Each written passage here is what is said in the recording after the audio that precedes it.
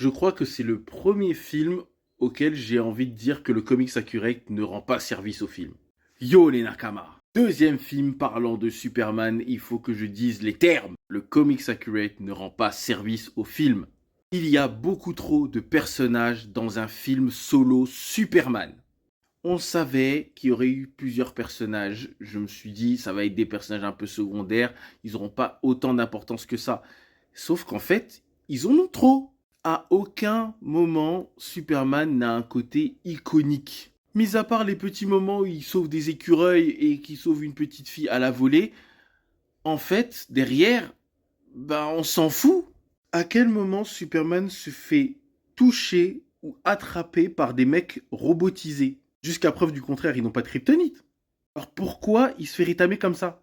Mis à part Ultraman et l'ingénieur, et encore, je sais même pas si elle est à la hauteur, parce que c'est un très bon personnage, derrière, j'aurais voulu beaucoup plus de Clark Kent.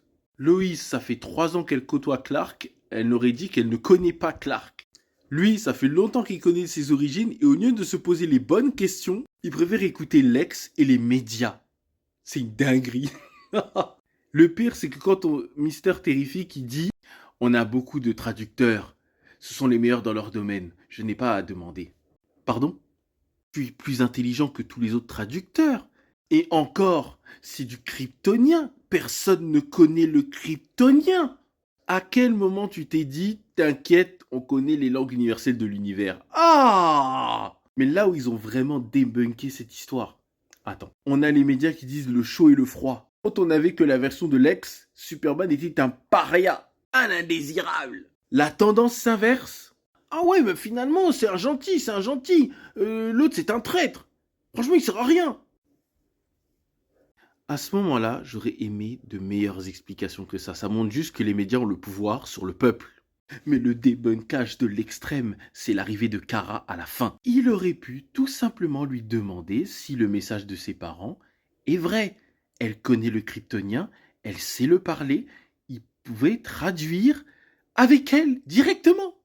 Mais non, on a eu toute une intrigue pour R. Il a eu toute une remise en question sur ses origines pour R.